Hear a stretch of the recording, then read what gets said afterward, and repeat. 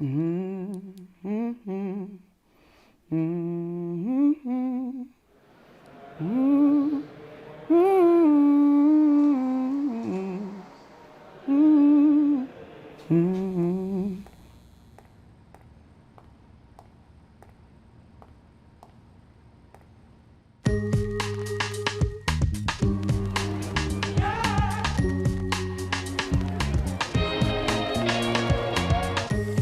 in every great fable,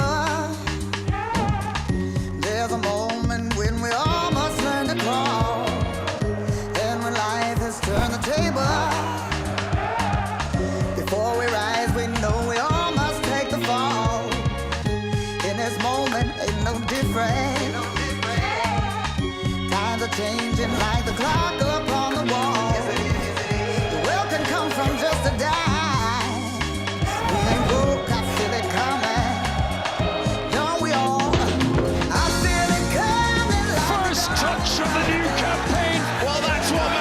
City do. Tottenham go top. Darwin Núñez. Arsenal showing they mean business.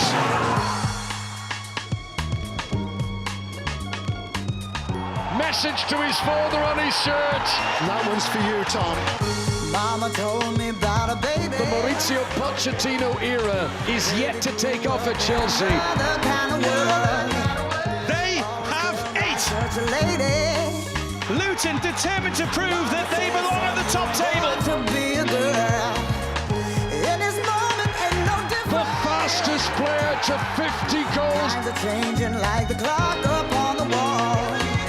The world is changing all the time. Blues around Old Trafford. Don't we all? Garnacho!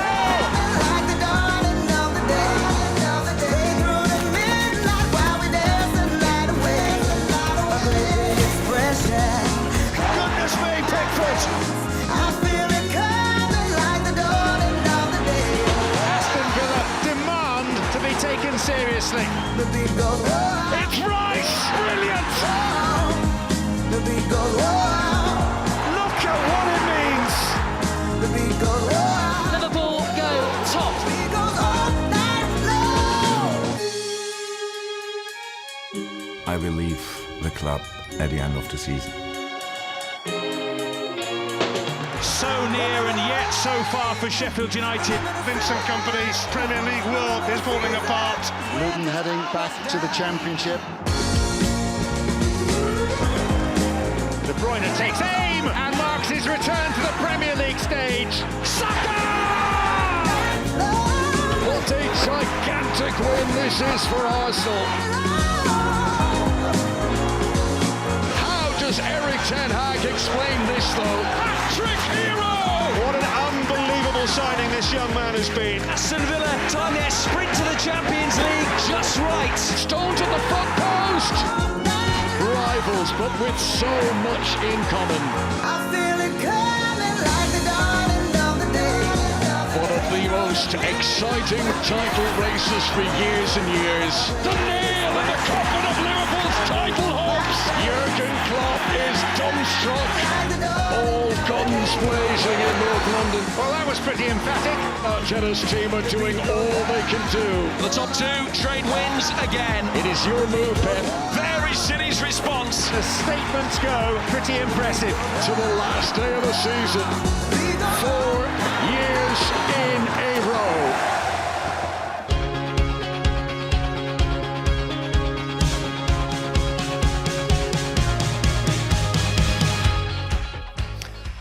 Ravi de vous retrouver dans le studio de Vous Sport pour la dernière de PL Club. Nous allons faire ensemble le bilan de cette extraordinaire saison 2023-2024 en Première Ligue. Pour nous accompagner, il est enfin sorti de son bunker où il garde secrètement des milliers de data sur des milliers de matchs dans les plus grands championnats. Il est avec nous aujourd'hui. Salut Christian. Bonsoir Serge, bonsoir Bruno. Salut. Et c'est pas son hologramme, hein. Il est, regardez, il est là en chair et en os. Exactement. Bruno, salut. Vous étiez à Manchester City à l'Etihad dimanche. On est content de vous retrouver. On pensait que vous alliez vous faire emporter par la foule dans une folle farandole. Vous savez, City n'a pas le même impact émotionnel qu'Anfield. Donc, qui était à quelques kilomètres c'est de là et qui raisonnable. fêtait Du aussi côté de quelque City, chose. c'est raisonnable. Ils sont habitués aussi à faire Ils sont ça. habitués. 4e titre consécutif. On va peut-être commencer avec ça. Les images de ce titre. C'était pas une grosse surprise, même s'il y avait du suspense pour la dernière journée. Manchester City accueillait West Ham et on peut dire que vous étiez dans le stade avec Jean-François Remy. Ça a été vite réglé.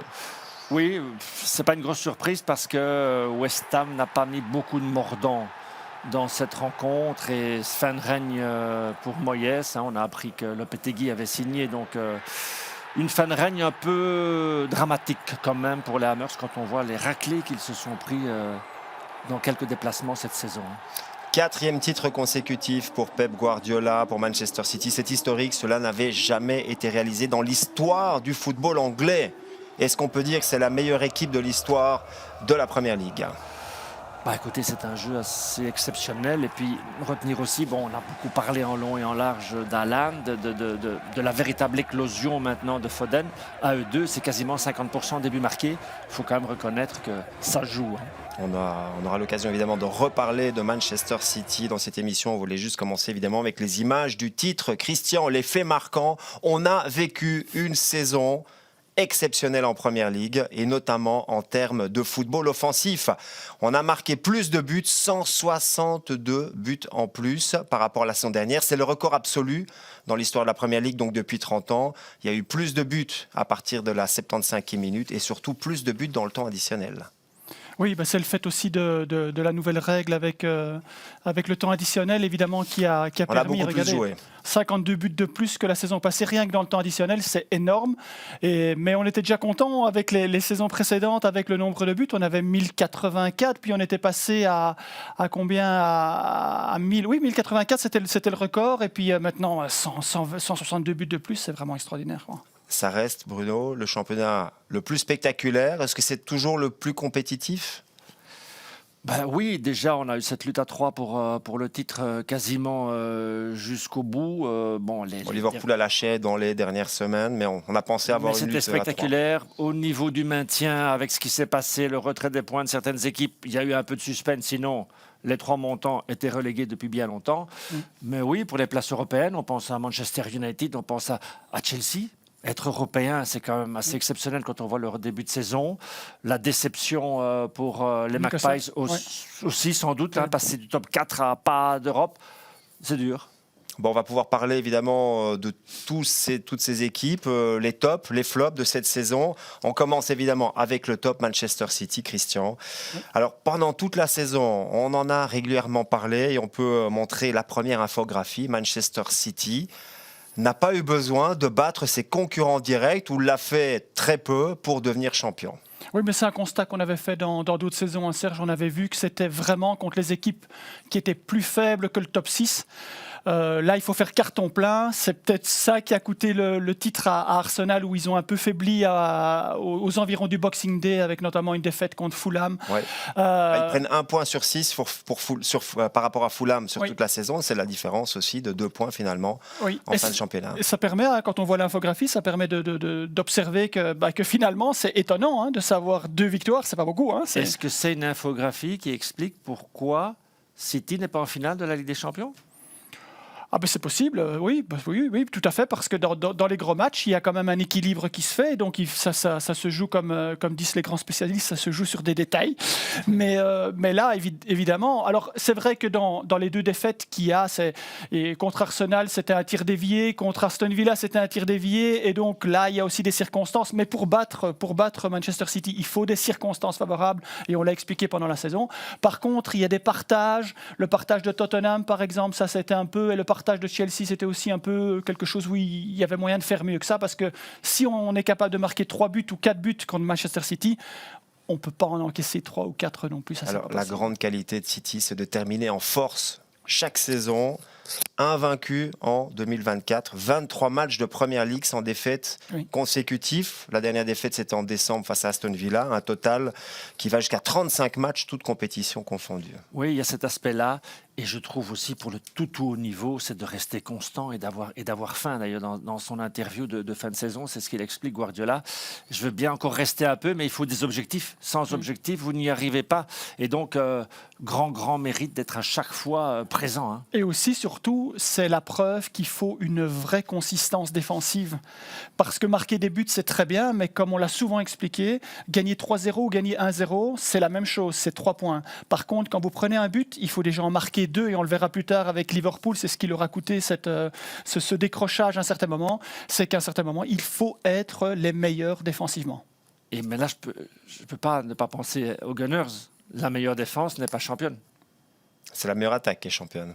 Manchester City. Mais c'est important. S'ils font une saison comme ils font, Oui. c'est aussi parce qu'il y a cette défense-là. Mais en 2024, ils partent avec un déficit par rapport à Manchester City en 2024. Alors après, ils font une deuxième partie très bonne, à part cette défaite contre Arsenal. Et là aussi, il a fallu, contre Aston Villa, il a fallu des circonstances défavorables pour que ça se passe. Mais voilà, c'est comme ça que ça se joue. 4 titres consécutifs, 6 titres en 8 saisons. Ça devient un véritable monopole pour Manchester City. De Bruyne n'a finalement joué que 2 mois et demi. Il a été blessé. Haaland n'a marqué que 27 buts par rapport à la saison dernière. Oui. Et pourtant, c'est une équipe qui collectivement est toujours là, avec notamment Rodri, il faut le souligner quand même, qui fait de nouveau une saison exceptionnelle. Je crois qu'il est à plus de 50 matchs de Il première va ligue sans battre le Bayer défaite. Leverkusen. Il va le battre, il va les Il est battre. tout seul.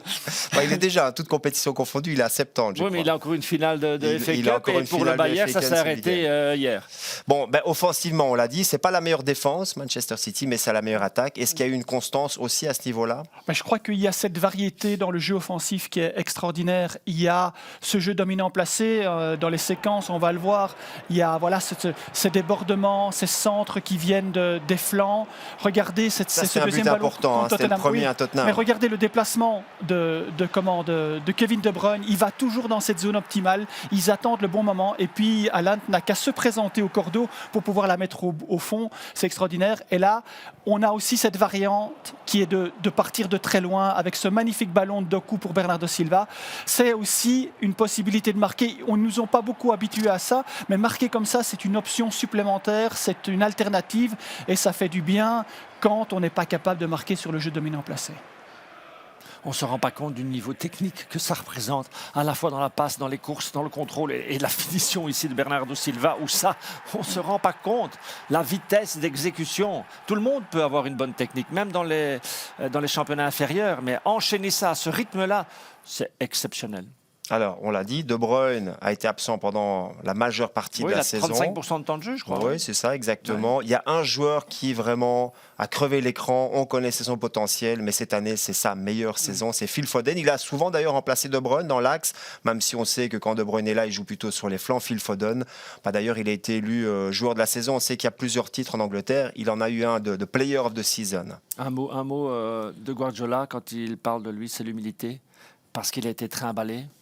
Sur un flanc, et puis avec les circonstances, quand ils ont ces 2 défaites-là en décembre, il va commencer à être tout le temps titularisé quasiment jusqu'au bout, un peu plus central, un peu plus meneur de jeu, un peu plus responsable, et regardez les conséquences. D'ailleurs, les spécialistes se posaient la question en disant mais où est-ce qu'on va mettre De Bruyne puisque Foden maintenant a ce rôle-là.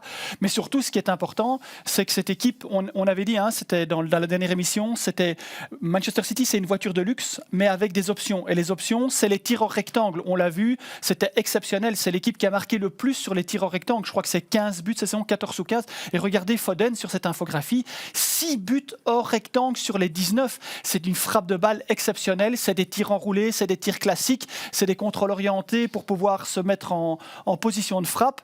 Et là, il a joué un rôle exceptionnel. On va le voir notamment sur les images qu'on a choisies. Je pense qu'il est vraiment...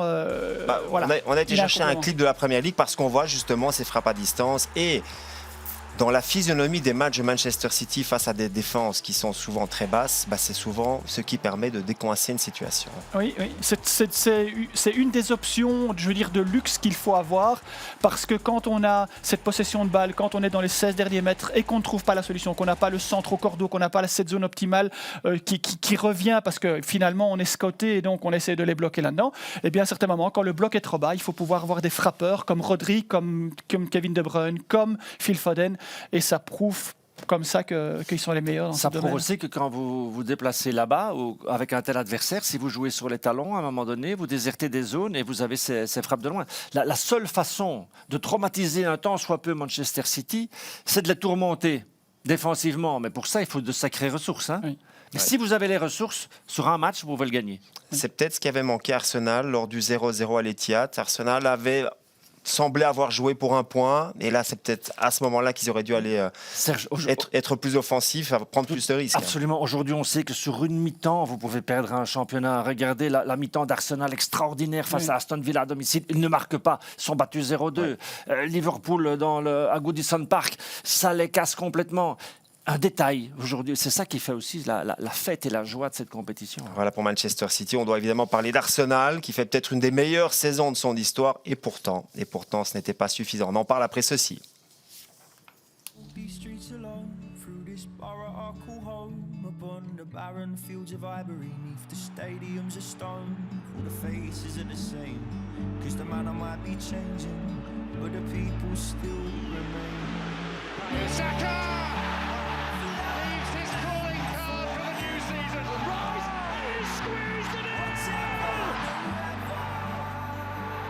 Crucial, critical blow to the champions.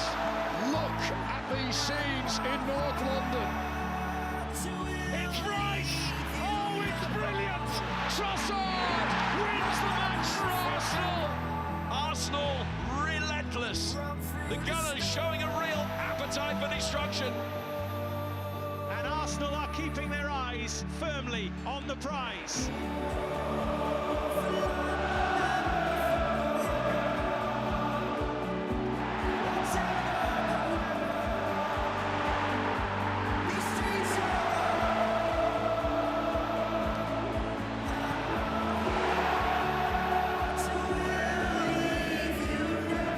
The silverware so close, they can feel the gleam of its shine on their faces.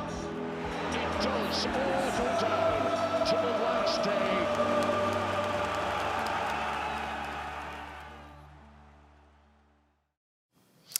North London Forever.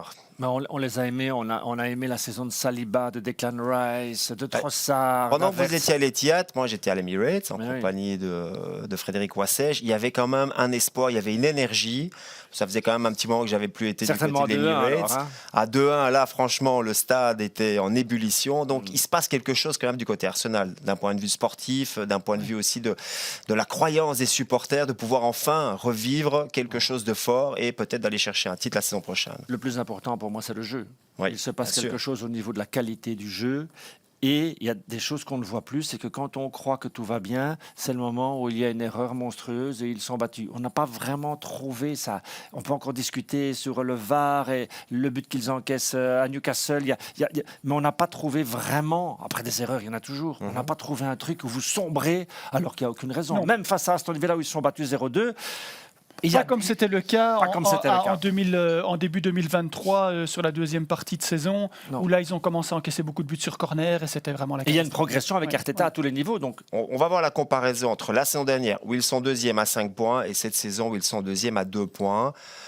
Il y a eu, on va déjà commencer par plus de points, plus de victoires. Ils ont battu leur nombre de victoires en Première Ligue. Ils ont même fait mieux que les Invincibles et ils ont marqué plus de buts. Oui. Christian, voilà, différemment, on le voit. Ça n'a Oui. pas été le même modèle finalement que la saison Non, dernière. pas du tout. C'est ça qui est étonnant. Parce ils avaient instauré la saison passée un modèle, un plan A fabuleux qui était le jeu dominant. Ils étaient même meilleurs que Manchester City et ils l'ont démontré dans tous les domaines.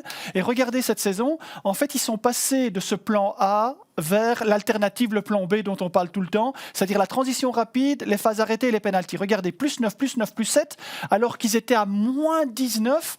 Et ça, c'était surtout la première partie, en première partie de saison en 2023, et aussi beaucoup moins sur le jeu dominant rapide. Et là, ils ont excellé dans le domaine des phases arrêtées, et notamment sur corner. Alors, on l'a montré, on l'a redémontré et redémontré qu'il y a, je ne vais pas dire une forme de tricherie, mais en fait, tout ce qui n'est pas totalement illégal devient légal. À la limite, et donc, de à la limite légalité. Mais c'est un vrai travail. On a vu Nicolas Jauvert maintenant, et d'ailleurs Serge me l'avait confirmé quand il était à l'Etihad Stadium, c'est que chaque fois qu'il y a une phase arrêtée, chaque fois qu'il y a une consigne à donner, ce n'est plus Arteta qui la donne, c'est Nicolas Jauvert qui C'est se lui qui prend lève les commandes. et qui passe devant lui et qui prend les commandes, et ça a porté ses fruits. Et c'est formidable parce que quand on est technicien, quand on est entraîneur et quand on est un expert, on adore voir que les gens ont travaillé. Et là, le fait d'être performant sur ces phases arrêtées, Bruno, ça c'est le symbole du travail et ce n'est que très bien pour le futur. Meilleure équipe sur phase arrêtée de la saison. Oui, mais de d'Angleterre. toute façon, c'est la meilleure équipe. Ils ne sont pas champions d'Angleterre, mais ils sont champions des 19 autres équipes. Ça fait 2 fois d'affilée, donc ils n'ont plus qu'un adversaire à battre. C'est une caricature, mais Ouais. c'est Manchester City. Ouais. Ils sont meilleurs que tous les autres. Et justement, la saison prochaine, comment peuvent-ils battre Manchester City? Que manque-t-il encore à cette équipe, Christian? Moi, je pense que c'est des matchs avec des circonstances défavorables et favorables. À ce niveau-là, ils sont à la limite de l'aspect physique. Ils sont à la limite de la gestion. Ils sont à la limite de l'utilisation des noyaux Et avec de ce qu'on des peut joueurs. faire sur phase arrêtée. De ce qu'on peut faire sur phase arrêtée. Maintenant, je pense que s'ils parviennent à regagner un peu leur jeu dominant placé, leur vraie marque de fabrique, ce plan A, et on y ajoute les phases arrêtées, alors ils devraient quand même passer la ligne avec autrement qu'à la photo finish, quoi. Il y a une chance, c'est que City démarre avec moins 25 points. On n'est Non. pas attention, ce scénario-là n'est pas plausible aussi. Non, non, hein. non. Aux dernières infos, ce ne sera pas donc les 115 infractions de Manchester City. Il n'y aura pas de décision avant l'été 2025 parce que c'est une période de 9 ans et qu'il faut beaucoup plus de temps pour avoir tous les documents et avoir Ok. toutes les infos nécessaires pour prendre une décision. Voilà en tout cas les dernières nouvelles qu'on reçoit de la Première Ligue. Bah, donc ils ont un adversaire coriace l'année prochaine, c'est Manchester City. Ok, voilà pour Arsenal. Liverpool, 3e. Alors, la grande info, évidemment, c'était l'annonce du départ de Klopp, officialisé, c'était au mois de janvier, mais on le savait apparemment à Liverpool déjà depuis le mois de novembre. Il avait pris sa décision. Ça a influencé, évidemment, toute la saison. Bah, ça influence votre vestiaire. Ouais. Là où le joueur fait le petit millimètre d'effort en plus, qui sait? Et puis on l'a vu en direct aussi. Enfin, dans On a la vu prise Salah, de, la on a prise vu de bec Salah. avec Salah, c'est qu'à un certain moment, il y a plus le respect qui fait que voilà. Donc, ouais, il y a peut-être. Et puis aussi, il y a aussi des circonstances qui, saison après saison, font que Liverpool, ils démarrent quand même très mal leur match aussi. Donc, c'est chaque fois une problématique récurrente et ça n'a pas été résolu. Donc, voilà. Ceci dit, ils étaient encore en course pour un quadruplé jusque plus ou moins là, au mois de mars. Ils ont quand même gagné une Coupe de la Ligue. Après, ça s'est un petit peu effondré sur la fin. Mais vous l'avez dit, on peut voir l'infographie, Christian. Même leur 8 sur 15 de fin de saison dit tout. Hein. Bah regardez, hein, il y a 16 matchs sur 38 où ils encaissent les premiers. Et sur ces 16, il y en a 10 où ils ont perdu des points. Donc ce n'est pas possible. Le football, c'est déjà tellement compliqué. C'est déjà tellement compliqué de pouvoir prendre un but d'avance. Si vous partez avec -1 après 10 minutes de jeu, il faut chaque fois en mettre 2. Alors, il y a des moments, ça a passé 6 fois, mais il y a 10 fois où ça n'a pas passé. Bon, le grand moment, c'était évidemment le dernier match à Anfield, le week-end dernier, avec les adieux de Jürgen Klopp. Il a quand même laissé une empreinte indélébile dans ce club. Bon, il a gagné la Ligue des Champions, il a gagné un championnat, il a gagné d'autres titres aussi, mais il a créé un lien avec le peuple de Liverpool. Oui, mais au-dessus de tout, il y a Anfield, il y a ces chants, c'est terriblement émouvant. Il était de passage, même s'il y est resté pas mal de saisons et qu'il a remporté des titres. Ça aurait pu être plus encore, Oui. peut-être. Moi, je pense qu'il aurait dû faire plus. Parce qu'ils ont aussi beaucoup investi. Mais ils avaient Manchester City aussi. Et Oui, ils ont mais- poussé City finalement dans les cordes Mais aussi. il y avait un souvent. consultant qui récemment disait la saison où il y a Mané, Firmino, Salah, est-ce que ces 3 joueurs-là n'auraient pas eu leur place dans cette équipe de Manchester City? Est-ce qu'il n'y avait pas moyen avec les latéraux qui délivraient énormément d'assists, avec un gardien aussi de carrière internationale, avec Van Dijk? Il y a quand même des joueurs, il y avait quand même une équipe pour faire mieux que... C'est un titre, c'est ça Serge? C'est un titre de Un champion titre. d'Angleterre. Ouais, C'est le ouais. premier en 30 ans aussi. Il y avait moyen il est resté 8 saisons, c'est ça? 7-8 Ouais, saisons? ouais, Oui, depuis 2015. Il y avait moyen de bousculer un peu. Bon, il y a une saison où ils perdent un point, je crois, d'un Oui, point. Mais... où ils poussent, Oui. ils ont presque 100 points tous les Oui. deux. Hein, donc ils Et, étaient vraiment il très y On a avait vu quand même un modèle qui s'effondrait progressivement parce que ce pressing extraordinaire qui nous permettait de voir des matchs mais incroyables, on se demandait où ils allaient chercher cette énergie-là. Vous diminuez de 10% cette énergie dans l'ensemble de votre noyau, c'est plus la même équipe. Oui. Alors, le successeur, on le connaît maintenant, c'est Arne Slot, néerlandais, qui a été notamment champion avec Feyenoord. Voilà, on ne peut pas s'empêcher de penser à la succession de Sir Alex Ferguson avec David Moyes. Il y a une dizaine d'années, ça avait été compliqué. Même si c'est peut-être pas les mêmes circonstances, on a l'impression quand même que Klopp avait déjà commencé à construire ce Liverpool 2.0 ou 3.0, parce qu'il y a eu évidemment déjà plusieurs phases du côté de Liverpool sur les 8-9 dernières Enfin, années. je peux me tromper, mais quand Klopp arrive à Liverpool, c'est déjà un monsieur quand même. Hein. Il a posé pas mal de problèmes en Bundesliga à Guardiola, au Bavarois. Il a quand été même, champion en Bundesliga. il a quand même aussi, des donc. références. Alors je ne sais pas si un titre avec Feyenoord, c'est pareil. Maintenant, on vit dans un monde où vous pouvez gagner 5 matchs en Première Ligue sur la saison et être premier postulant en Bayern. Donc aujourd'hui, tout est possible. Ça va durer. On en reparle un peu ça va, plus tard. Slot, Je ça vois va de qui peut-être vous durer, parlez. 10 ans, ça va peut-être durer 6 mois. J'ai l'impression que pour un Attention. dirigeant, c'est plus un problème. Et ça. il n'est pas le champion sortant, puisque c'est le PSV non, qui est mais champion. c'était il y a donc- 2 ans, donc c'était finalement. il y a 2 ans. Mais donc, comme tous les entraîneurs aujourd'hui, c'est un entraîneur des data, comme ils disent. Mais je ne sais pas. Moi, je suis un peu sceptique aujourd'hui. Alors, il faut donner la chance au produit, comme on dit dans La Vérité si je mens. Mais il faut aujourd'hui se dire qu'il y a une certaine mode d'entraîneur hollandais. Et on ne sait pas tellement parce qu'en fait, cette Eredivisie, elle est très surévaluée, elle est très surcotée, alors qu'en fait, il y a 2 équipes, voire 3, et tout le reste, c'est vraiment le néant.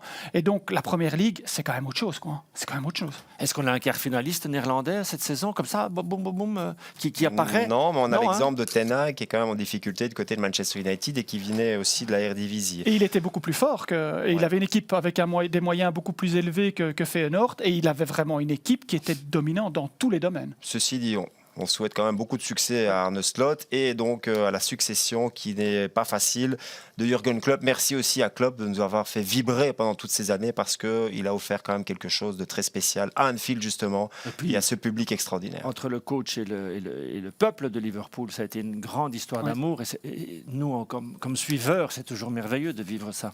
Il aura marqué son époque, Jürgen Klopp. On passe maintenant au suivant, on va le dire comme ça. Mais on a eu l'impression, Christian, qu'il y avait vraiment 2 championnats cette saison. Il y avait les 3 premiers et puis il y avait les autres. C'est très étonnant. Et une fois de plus, c'est ce qu'on a discuté précédemment, Serge, c'est que c'est l'aspect défensif qui détermine. Et on le verra un peu plus loin avec Newcastle. Newcastle était la meilleure défense la saison passée. Ils terminent 4e. Ils sont qualifiés pour la Ligue des Champions. Cette saison, c'était beaucoup plus mauvais défensivement. Ben, regardez le tableau. Regardez la différence. Donc, il y a 2 colonnes. Il y a les buts marqués en vert et les buts encaissés, les buts contre en rouge. Et donc, j'ai fait la séparation entre les 3 premiers du top 6 et les 3 suivants du top 6. Et regardez, il y a 20 buts de différence entre le plus mauvais défensivement Liverpool et le meilleur défensivement qui est Aston Villa et Tottenham qui sont sur le même pied d'égalité. 20 buts pour une 4e place. 20 buts, c'est énorme et c'est ce qui détermine finalement, au bout du compte, les résultats, puisque évidemment, à cause de ça, il y a une grande différence de points. Je crois que c'est 10 ou 11 points, Serge, ça. C'est 14 points 14 entre points. Liverpool et Aston Villa, il y a 14 points de différence. C'est 2 mondes différents. C'est comme s'ils avaient joué 2 ligues différentes, en fait. C'est la réalité. Oui. C'est 2 ligues différentes. On commence par le 4e, Aston Villa. C'est quand même la surprise.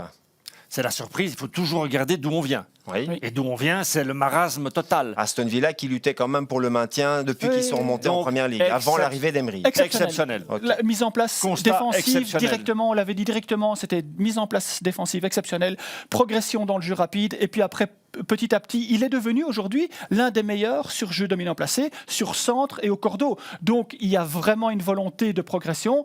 Alors ça s'est pas trop bien terminé dans les 2-3 derniers mois, c'était un peu moins bien, c'était en dents de scie avec beaucoup de défaites en 2024, Oui. mais enfin quand même, il faut lui laisser le... Il termine avec un 2 sur 12 et ils sont quand même 4e. Donc ils profitent aussi quelque part de la faillite des autres. Oui. Ah, voilà. Des gros J'allais clubs, dire, du Big Six. En tout cas de Tottenham, de la faillite de Tottenham à certains. Oui, mais même niveaux de jeu. United, de Chelsea, Newcastle. Oui. Enfin, Chelsea a bien réagi, mais Chelsea, ils ont perdu partait de loin. la faillite. Mais ouais. Tottenham a joué quasiment jusqu'au bout. Hein. Oui. C'est vraiment sur Ouais. la fin que les Spurs sont. Alors Aston Villa, vous avez retenu en tout cas les prestations d'Ollie Watkins parce qu'il fait quand même la meilleure saison de sa carrière. Je crois que c'est le meilleur donneur enfin c'est le joueur le plus efficace si on additionne les buts et les assists, en sachant qu'il ne tire pas les pénaltys, comparé à Cole Palmer par exemple. Oui, Cole Palmer est plus efficace, mais il y a beaucoup plus de pénaltys. Oui, mais il y a 9 pénaltys, je crois, donc lui, il a cette marge de 9 buts.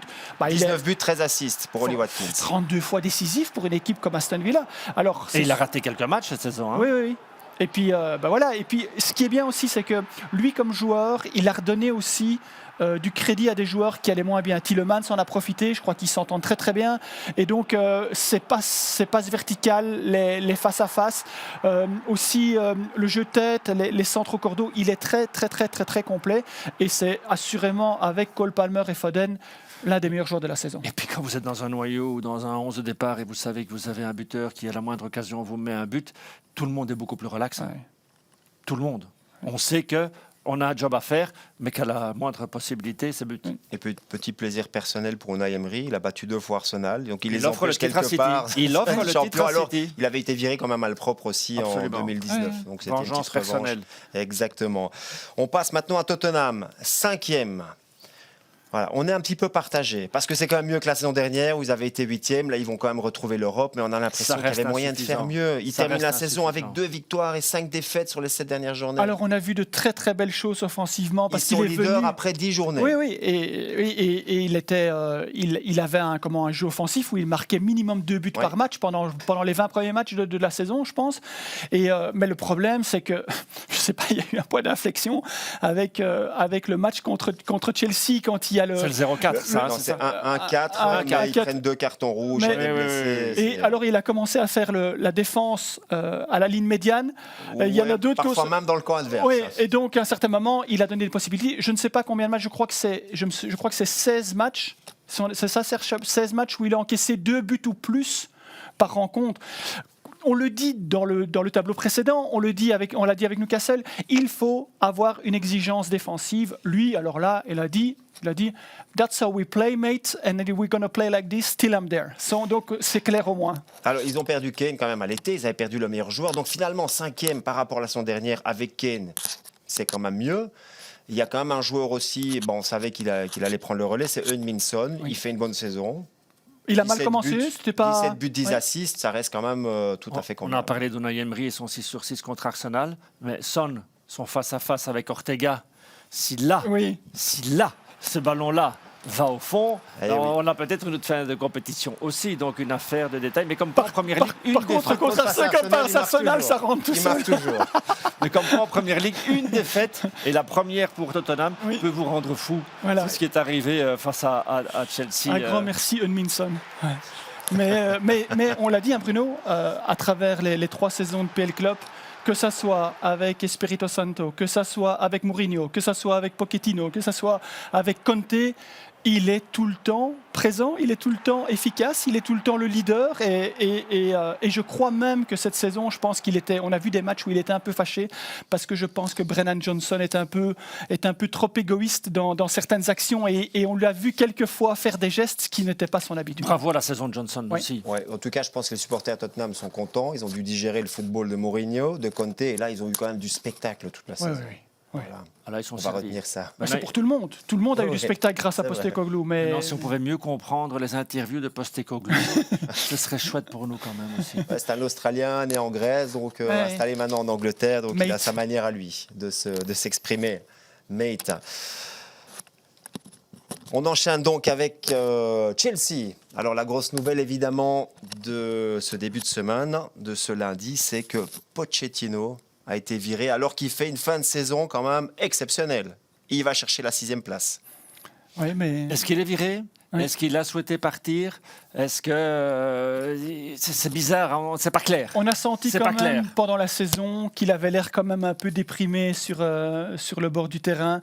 On l'a souvent vu sur le bord parler avec ses adjoints, mais un peu résilié. On l'a vu avec une mauvaise mine aussi Oui. pendant des mois. Oui. Donc ça a été une saison compliquée, mais je pense que c'est un noyau compliqué, c'est un groupe Ah, compliqué, mais voilà, la fin de saison est c'est un exceptionnelle. club compliqué depuis C'est les un nouveaux club compliqué, propriétaires. mais la fin de saison et les matchs, il 5 a quand même victoires construit quelque consécutives. chose. Hein. 5 victoires Ouais. consécutives Ah ouais, pour aller ouais. chercher enfin une qualification européenne. Il n'y avait pas d'Europe cette année, on le souvient. L'équipe qui a eu le rappelle. plus de blessés, le plus d'absence, hein, donc il faut quand même relever ça aussi. Et c'est intéressant de voir qu'ils peuvent terminer sur une série comme ça, alors qu'on a vu que la dynamique entre les joueurs, quand il y en a un qui marque, quand l'autre prend le penalty, tout ça, ils sont pas en train de se congratuler, de se prendre dans les bras chaleureusement chaque fois qu'il y a un but marqué. Au contraire, il y a un peu de la rivalité. Alors, on en a beaucoup parlé. 1 milliard dépensé depuis les nouveaux propriétaires. Ailleurs aussi. Oui, mais un joueur qui a crevé l'écran, vraiment. Et c'est pas le plus gros transfert réalisé par Chelsea. Il est arrivé de Manchester City où il n'avait pas vraiment l'occasion d'être Parce que Foden. titulaire. Parce que Foden, notamment. C'est Cole Palmer. Et lui, il a fait une saison en dehors de toute espérance. 22 buts, 11 assists. C'est vrai qu'il y a beaucoup de pénaltys, mais il les a marqués. Il n'en a pas raté un seul. Quand non. on parle d'intelligence en mouvement, c'est Cole Palmer. Hein. Mais en tout cas, il était imperturbable. Que l'équipe joue mal, que la dynamique soit pas bonne, qu'il soit critiqué, qu'il fallait prendre le ballon sur le penalty, c'est un joueur, il sait exactement ce qu'il veut, il prend les responsabilités. Et quand il faut être décisif, il l'a été. Et donc, pour une première saison, je crois qu'il n'a pas été élu le joueur, absolument. le transfert le plus rentable de la première saison. Voilà, il est là, regardez, il a une intelligence de jeu, il voit avant les autres. Il n'y a rien de plus à dire, ça va être encore un super joueur pour la suite. Maintenant, est-ce que la direction de Chelsea garde du crédit à un moment donné? En tout cas, de le vendre, ils sont capables de le vendre demain matin. Normalement, d'ici quelques jours, on va savoir qui sera le 5e entraîneur depuis les nouveaux propriétaires. Les Herbieux ou compagnie. Alors, on parle un petit peu, mais c'est des rumeurs qui viennent de la presse anglaise d'un retour de Tuchel, alors qu'il avait été viré directement. On parle aussi éventuellement de McKenna, ce manager qui monte avec Ipswich, qui est monté maintenant 2 saisons. Donc on attend, mais je pense que on sera... C'est très très bizarre parce que début compliqué, et puis là, maintenant, on se dit il suffit de faire quelques ajustements et vous avez une équipe hyper compétitive. Oui, et terminer comme ça, sur une note positive, sur une série, et remettre un petit peu les choses en place, et d'aller faire de l'Europe. C'est que la décision était prise déjà depuis plusieurs mois, et que ça, à mon avis, ça doit les embêter. Ça doit les embêter que ça a été aussi bien en fin de saison. Newcastle en Ligue des Champions cette saison grâce à une 4e place la saison dernière. Là, ils doivent attendre finalement la finale de la Cup. Si Manchester City gagne, ils peuvent être qualifiés en Conference League. Si c'est Manchester United, il n'y aura pas d'Europe pour Newcastle. Donc voilà, est-ce qu'ils sont arrivés un petit peu trop tôt, sans doute, en Ligue des Champions? Est-ce qu'ils n'ont pas vraiment eu le coffre pour supporter le rythme de la Ligue des Champions? Ils sont éliminés au premier tour. Ça, c'est certain. Avec beaucoup de blessés aussi, et finalement, ils ont été un petit peu trop vite par rapport à leur plan de développement. Moi, je pense qu'il y a aussi le système de jeu, c'est la même chose que Tottenham, qui a fait que cette équipe a souffert à un certain moment. On a vu des matchs, je me souviens d'un Newcastle, une première mi-temps d'un Newcastle-Manchester United. Ils ont pris le dessus sur eux, et regardez ce qui se passe. Donc là, c'est la comparaison entre la saison passée et cette saison-ci. La première ligne, ils terminent 4e. Ils ont 19 matchs gagnés. Cette saison, ils terminent 7e. Ils ont 18, donc ils n'ont qu'une défaite, une victoire en moins, mais regardez le nombre de défaites. Plus facile à battre que la saison dernière. 9 défaites en plus que la saison dernière. Ils ont marqué 17 buts de plus que la saison dernière, mais ils en ont encaissé pratiquement le double, et ça confirme, Serge, tout le temps la même chose, on le dit depuis le début de l'émission. Il faut garder cette assise défensive, et Eddie Howe avait fait un travail exceptionnel. Cette saison, on les a vus avec une intensité et prendre de l'espace dans le dos de la défense. Combien de fois les joueurs, on a vu Burn, combien de fois à la ramasse faire la remorque. C'était terrible. Et c'est pas que la blessure de Pop qui leur coûte autant de buts encaissés. C'est tout un système. Non, mais il y a eu beaucoup de blessés. C'est aussi une équipe avec énormément de blessés. Est-ce que c'est dû aussi dans le top 3 des blessures? Est-ce que c'est dû à l'intensité demandée par Eddie Howe la saison dernière avec plus la Ligue des Champions. Et la Ligue des Champions, c'était premier. Ils étaient premiers dans les 2 ou les 3 premières journées de Ligue des Champions. PSG notamment. Oui, et ils sont éliminés. Et là, on peut encore discuter de certains matchs aussi pour eux. Tous les matchs sont joués à du sang. Et Isaac a été beaucoup plus performant que la saison passée. Anthony Gordon a été 20 fois plus efficace, 20 fois plus efficace que la saison dernière, puisque c'était seulement une fois. Alors oui, c'est vrai, ils ont perdu. Les joueurs moyens par rapport à ce niveau-là. Les joueurs moyens sont restés moyens. La saison dernière, ils étaient à un niveau extraordinaire. Et ça, quand vous avez ça dans un on joue à 11, si vous en avez 4-5 qui ne sont pas au niveau. Almiron marquait des buts de l'extérieur du rectangle, disparu. Callum Wilson a été blessé. Cette défense qui tenait le coup, et heureusement Trippier a encore marqué donné quelques assists. Un bon moment. Mais blessé mais à la ramasse à un certain moment, on l'a vu contre Minson qui a fait à un certain moment, qui faisait ce qu'il voulait avec eux. À un certain moment, je pense que cette équipe était épuisée. Il y avait des points positifs, Isaac notamment, mais la plus grosse progression, c'est Anthony Gordon. Formidable. Il était un peu décrié. On attendait beaucoup de choses quand il est arrivé la saison passée à la trêve. Et puis, il n'avait marqué qu'un but, 0 assist. Cette saison, c'est 10 et 11, c'est ça, Serge, confirmez-moi. Oui. Donc, 21 fois décisif dans une équipe qui ne joue pratiquement que sur des reconversions rapides. Cette équipe a marqué 22 buts sur reconversion rapide cette saison.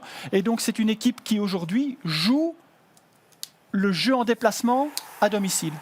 Donc cette équipe joue que sur des transitions et n'est pas assez bon sur un jeu dominant placé où ils peuvent conserver le ballon, où ils peuvent respirer comme le fait Arsenal, comme le fait Manchester City. Et donc voilà. Mais Anthony Gordon, chapeau pour sa saison.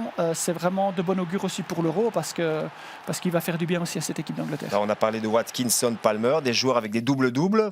Double en termes de buts et double en termes d'assists. Lui, c'est bien que 11 buts et 10 assists. Parenthèse par rapport à l'Angleterre, il leur faudra une immense défense pour aller tout au bout du bout. Oui, parce qu'offensivement, il y a quand même. Oui. Va falloir faire des choix. Il y a tellement de talent offensif. Il laisse Rashford à la maison, il laisse Sterling à la maison. Donc voilà, il y a deux. Ce qui est compréhensible au vu de la saison. C'est bien, vous faites une transition parce que Rashford, c'est Manchester United.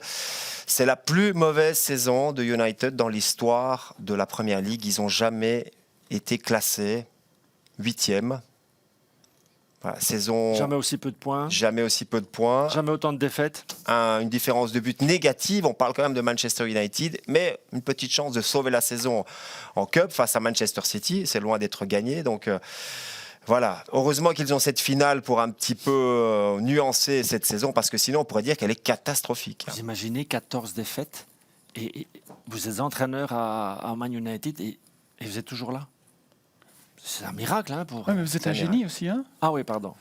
Un petit génie chauve, Little Ball Genius. Exactement. C'est lui qui le dit, ça fait longtemps que je ne l'ai plus entendu. Non, c'était les journalistes, mais cette saison, je ne l'ai pas beaucoup vu ce terme-là. Ce qui prouve, c'est que justement par rapport à ce qu'on discutait avec Slot pour la saison prochaine, c'est que la difficulté de passer d'un championnat où on domine, où on est tout le temps devant, où on est tout le temps dans le camp de l'adversaire, et ici, il faut se battre à chaque match. Alors la saison passée, il avait déjà introduit ce jeu dominant rapide et cette transition rapide, très peu de jeux de main placés. Ici, c'était un peu plus, mais regardez le résultat. C'est intéressant de voir la comparaison avec Newcastle. Il est constant. Ils sont tous les deux constants, en fait, sauf qu'ils marquent évidemment 28 buts de moins que Newcastle, ce qui est pratiquement impossible quand on sait quand même qu'il y a des attaquants qui sont payés 350 000 livres la semaine. Mais surtout, il a une différence de but de moins 1. Une différence de but de moins 1 à Manchester United, je ne sais pas si vous vous rendez compte, mais c'est vraiment incroyable. Et 60 points, donc c'est-à-dire qu'on peut faire la même saison que Newcastle, tout le monde trouve ça normal. À la différence des Magpies, on joue le top 4 là, du côté de Newcastle. Il faut quand même se dire qu'à Manchester United, on ne joue pas le top 4, on joue le titre de champion d'Angleterre et ils sont à plus de 30 points. Imaginez un peu, c'est le titre qu'on joue là. On ne va pas se dire, les supporters légendaires des Red Devils ne disent pas top 4 cette saison, non. Alors, gros problème offensif, il y avait un jeune joueur qui est arrivé, un joueur de 21 ans, le Danois Højlund. Bon, il a quand même marqué 10 buts. On peut dire que lui, il a fait sa part du travail. Il y en a d'autres, évidemment, qui étaient beaucoup plus, dans une situation beaucoup plus compliquée. Højlund, il a quand même, on va le voir ici sur les quelques buts qu'il a marqués. Oui. Je trouve quand même, en parlant d'Højlund, qu'on va lui laisser le temps de l'adaptation parce qu'il a d'énormes qualités. Mais je trouve qu'il a encore quelques... Oui, c'est plutôt un substitut aujourd'hui. Oui. Mais j'ai un goût de trempeux encore. C'est un peu comme Isaac. Ça touche le haut niveau, mais c'est un rien en dessous. Alors maintenant, on est aussi dépendant. Je veux dire, si l'équipe marque sur toute une saison 57 buts, on ne s'est pas demandé à Højlund d'en marquer 25. Oui, de toute façon, c'est le titulaire d'une attaque d'une équipe qui est à 30 points dans le leader. Donc, de toute façon, voilà, c'est pas... C'est Crystal Palace, quoi. Oui, ça c'est dur. Ça, c'est dur. Oui, mais mais Mateta a marqué plus que lui. À la preuve de fin, oui. Parce que Crystal Palace, je ne sais pas si on en parle aujourd'hui, mais on va en parler. Alors je ne dis rien, exceptionnel quand même. Oui. Bon, en tout cas, Manchester United, on sait aussi que l'avenir d'Eric Ten Hag dépend de la finale de la Cup. C'est difficile de virer un entraîneur avant une finale. Il a un peu l'habitude de passer par le chat de l'aiguille comme ça. Il est capable de... Souvenez-vous de son 0 sur 6 quand il débarque avec des raclés. Il survit à tout, cet homme-là. Il survit à tout. Il a la peau épaisse. Oui. Voilà pour Manchester United. Donc, cette émission est évidemment enregistrée avant la finale face à Manchester City. United peut sauver sa saison. Crystal Palace, justement, on en parle parce que... Voilà, on voulait quand même sortir une équipe, on a fait surtout les équipes du top 10, on voulait sortir une équipe un petit peu du lot dans la deuxième moitié de classement, quoique ils sont 10e, donc ils sont encore dans la colonne de gauche. 16 buts de Mateta, quelle fin de saison. Départ d'Hodgson, arrivée de Gardner, ce manager autrichien. Qui souffre au début. Voilà, qui souffre quelques matchs et puis après qui met l'équipe sur les rails et qui termine de manière incroyable. Depuis son arrivée au classement, il est 5e. En tenant compte de son... En tenant compte des 2-3 matchs au début où il a un peu été mis en difficulté. 6 premiers matchs. Les 7 premiers matchs, il y avait une victoire, c'était contre Burnley dans son premier match. Après, donc sur cette série en cours maintenant, il est dans le top 3 en fait. Oui. Arteta en lutte pour le top 4 avec 18 autres équipes. Oui, mais ici aussi, c'est aussi des circonstances. Je veux dire, il a jamais marqué autant de buts. On a regardé avec Serge dans la préparation. Il vient du championnat de Mayence, Bundesliga de Mayence. Il a marqué une fois 12 buts, c'est ça, Serge, sur toute une saison. Exactement. Ici, il enchaîne, je sais pas, je crois qu'il n'y a pas un match sur les 6 ou les 7 où il n'en a pas marqué un ou deux. Je veux dire, il est dans la forme de sa vie et à un bon moment. Je doute que l'entraîneur qui est arrivé c'est au mois de février, Serge, qui est arrivé. C'est au mois de février. Oliver Glasner. Je dis Gardner, c'est Glasner. Je doute qu'il ait réussi déjà à mettre un vrai système en place pour pouvoir être aussi performant comme il est ici. Peut-être qu'ils ont joué aussi en roue libre où il y avait plus de stress. Mais en tout cas, il profite. Et Eze joue magnifiquement bien aussi, Ayew aussi. Donc ça correspond aussi au fait qu'Eze, Olysée, il y avait l'un ou l'autre qui était blessé pendant toute la saison. Au moins, ils étaient ensemble. Et avec Mateta, ça formait un super trio. Mateta, c'est 13 buts en 13 journées. Oui. Pas mal Oui. pour terminer la saison. Je crois que sa valeur est montée en flèche. Normalement, ça vous offre un joli transfert. Donc, une des équipes peut-être à suivre. À partir du moment où ils peuvent conserver Eze, Olysée, Mateta, ce qui ne va pas être facile parce que je pense qu'il y a quelques candidats acquéreurs. On va voir, on l'a vu avec Brighton qui était similaire au niveau des points. C'était le meilleur entraîneur du monde dans les 10 premières journées, le plus beau football de Première Ligue. Et aujourd'hui, on te dit simplement... Aujourd'hui, il n'est plus là, il quitte le club. Et il dit en interview, il y a 3 semaines, tout allait bien. Et aujourd'hui, on me dit que we have to move on. Donc voilà. Ça sera intéressant de voir parce qu'il va y avoir des chaises musicales. Il y a quand même pas mal d'entraîneurs qui ne vont pas terminer la saison ou qui ne vont plutôt pas commencer la saison prochaine. Là, on sait que West Ham c'est fait déjà, c'est Lopetegui qui arrive. Mais Deserbi part, Tenag, on ne sait pas. Donc il y aura quelques changements. Vincent Kompany, on ne sait pas. Vincent Kompany. Justement, Burnley, on parle beaucoup il y a des rumeurs insistantes comme quoi il serait en négociation avec le Bayern Munich. C'est plus que des rumeurs. C'est plus que des rumeurs. Si on donne du crédit à ce qu'on lit aujourd'hui, il y a quand même le Bayern est en négociation avec Burnley. Donc Burnley. Il y a déjà des étapes franchies. Au terme d'une saison quand même très compliquée, Burnley fait partie des descendants. Les 3 promus sont aussi les 3 descendants. C'est la 2e fois seulement dans l'histoire de la Première Ligue, dans 30 ans que ça arrive. Et si on accumule les points des 3 descendants, c'est le pire total de toute l'histoire de la Première Ligue. Donc on avait finalement... Et pourtant... Avec le retrait des points des autres équipes, à un moment donné, ils ont pu espérer jusqu'à 15 jours de la fin. Moi, concernant Burnley, je suis un peu choqué parce que le système de jeu qu'il apprenait, alors il l'a fait quand il était à Anderlecht, il a assez têtu et il voulait mettre les choses en place et avoir ce beau jeu de construction en sortant de derrière. Il a encaissé, je crois qu'on l'avait fait, Serge, après 10 journées, il y avait déjà 8 ou 9 buts encaissés sur des mauvaises sorties de balles. Il a continué comme ça parce que trust the process. Jusqu'à la relégation. Jusqu'à la relégation, jusqu'à l'absurde, comme tu as dit souvent pendant les directs. Et le pire, c'est qu'après, maintenant, il y a des offres qui viennent d'ailleurs.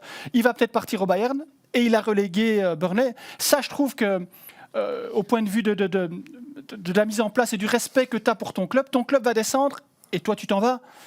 Il y a quand même quelque chose qui... On rappelle qu'il avait été champion en Championship en archi-dominant cette compétition difficile. Il arrive en Première Ligue. Et il change tout. Il y a pas mal de changements, mais il veut essayer de garder la même philosophie, justement en étant propre, net, en partant de derrière. Et on va le voir, ça n'a pas fonctionné parce qu'il y a eu 78 buts encaissés et énormément de pertes de balles. Bon, là, on a pris le but le plus ridicule de la saison. On va arrêter que ça, c'est la faute de Kompany, c'est le gardien qui se loupe, mais c'est quand même un état d'esprit. Le défenseur avec son pied sur la balle, enfin, tout est catastrophique dans ce genre d'image. Ça, c'est inviter le joueur. Mais Brighton fait la même chose. Hein. Ils ont Brighton, combien de buts aussi encaissés comme ça. Et donc, voilà, c'est ce qu'a apporté Guardiola de bien dans le football moderne, c'est-à-dire qu'il y avait ces sorties de balles formidables, sauf que c'est pas adapté à tout le monde. Tout le monde n'est pas capable techniquement et tactiquement de faire ce que Guardiola ou ce que Arteta fait. Mais par contre, c'est une mode que tout le monde fait aujourd'hui. Et le nombre de buts marqués supplémentaires cette saison, c'est aussi dû à cette mode où on encaisse énormément de buts sur transition rapide et ces buts sur mauvaise sortie de balle. Pour moi, c'est une faute professionnelle. À un certain moment, quand ça dépasse l'absurde, c'est une faute professionnelle. Dans le sens où il faut s'adapter aux circonstances. C'est ça aussi, que ce soit en football ou dans les autres sports, il faut s'adapter aux circonstances. Et si ça ne fonctionne pas, il faut trouver un plan B. Si vous avez Dunk comme défenseur central, vous allez lui demander la même chose que si vous avez un joueur très technique. Normalement, non.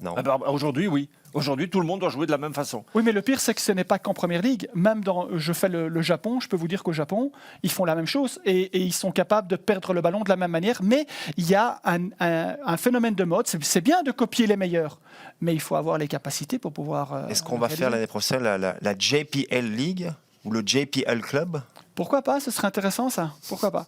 On compte sur vous, la question. Moi, je connais un journaliste de la rédaction qui irait bien sur place. Ouais, moi aussi. Bon, on n'y est pas encore. On continuera avec le PL Club, tout simplement. Bon, un mot quand même sur. On connaît déjà 2 des montants, puisque Leicester va retrouver la première ligue, champion. Ipswich qui a créé la surprise, on l'a dit, avec ce Et nouvel Leeds, c'est en entraîneur. finale, c'est ça? Oui. Et c'est Leeds Southampton, c'est le week-end prochain, le même week-end que la Cup. On Oui. connaîtra donc le 3e montant. On espère qu'ils pourront faire mieux. 2 très belles équipes, franchement. Je suis la Championship, je le fais. Leeds, ils gèrent très bien l'après Bielsa, enfin l'après 2-3 saisons Bielsa, mais il y a de nouveau un engouement et il y a Avec du l'ancien rythme, entraîneur c'est de très Norwich, Leicester, le manager. Leicester, Fark. c'est logique. Fark. Oui. Ils ont la culture Ouais. aujourd'hui. Qui ça? Leicester. Oui. Bah, C'est les champions, ça. On est C'est d'accord. champion. et puis ils ont un entraîneur étranger aussi, je crois, Maresca. un espagnol. Maresca. Un espagnol ou Italien. Maresca. Eh Mais ben, qui a travaillé aussi avec Guardiola. Et notamment. Ipswich, dans notre enfance, c'était une équipe oui. de division supérieure. Oui, hein. c'est vrai. Ça, la Coupe d'Europe avec. Ça, c'est pour les nostalgiques. Oui, c'est vrai. Bah, effectivement. j'en fais partie. Voilà. Bon, bah. On a fait le point donc sur cette très très belle saison. Non. Un dernier point apparemment. Le Bruno, tout dernier, allez-y. avec ou sans VAR la saison prochaine, Ah la oui, réponse. le 6 juin, non Voilà. La Réunion. Bon, il faudra quand même, je pense qu'il faut 2 tiers des votes. Tous les Oui. clubs ont une voix, ça c'est quand même pas mal en première ligue, que ce soit du Big Six ou les petits clubs, mais il faudra 2 tiers. Donc il faudra 13 ou 14 voix. C'est Wolverhampton, on le rappelle, qui a proposé d'éliminer le VAR parce que c'est vrai qu'ils ont été victimes de quelques décisions. C'est pas les seuls. Affaire à suivre. Mais votre les avis, semaines. avec ou sans, qu'est-ce que vous Ça préférez? change rien. Il y a toutes les semaines, il y a des choses Sans. incompréhensibles. Hein Sans. Ouais. La nostalgie jusqu'au bout, retrouver les. Mais la goal line technologie, oui. Ok. Mais le VAR, Ça c'est juste pour savoir si le ballon est passé ou pas. ben oui, ça c'est important quand même. Ça c'est important. Moi aussi effectivement. sans, mais avec d'autres arbitres en PL. Tellement parfois les décisions, on est tellement sûr, comme je vous suis dans les directs, je suis sûr qu'il y a penalty et l'arbitre ne le donne pas. Je suis sûr qu'il y a hors-jeu et il y a pas. Mais je suis pour le voyage des arbitres de nationalités différentes sur des matchs. Mais on ne va pas ouvrir le débat maintenant parce qu'on pourra en parler des heures. Mais avec le VAR, le métier, le rôle d'arbitre a changé et est beaucoup plus compliqué qu'avant parce qu'ils savent que s'ils prennent la bonne décision ou pas, ils sont notés, on le rappelle, après chaque match. Et selon que le VAR doit intervenir ou pas, ou que si eux doivent changer leur décision, ils reçoivent parfois des notes négatives. Et Donc, ça a n'imaginons compliqué pas les que choses. ce milieu des arbitres ne soit pas hyper politisé. Il y a des carrières à faire, des carrières internationales à faire, des après-carrières à faire. Et ça, il faut mettre de l'ordre. On s'en occupe? Et en On s'en occupe, on a l'été pour le faire. Business is business. Donc, Business, ça se joue. On rappelle que c'est quand même le championnat qui rapporte le plus d'argent au Pas à nous. monde. Pas à nous, mais Pas à encore. eux en tout cas, oui. Voilà, c'est là-dessus qu'on va se terminer. N'oubliez pas de nous suivre sur les réseaux sociaux, également, même pendant l'été, même quand il n'y a pas de première ligue. Et on se donne évidemment rendez-vous. Connaissez déjà la date? Mi-août. le 10. 17 août, 17, ok. exactement. On vous retrouvera. Merci Christian. Merci Bruno. Merci à tous ceux évidemment qui travaillent aussi en coulisses pour vous offrir tous les jeudis le PL Club. Passez un excellent été et on se retrouve donc le 17 août et on peut déjà vous mettre l'eau à la bouche avec ceci.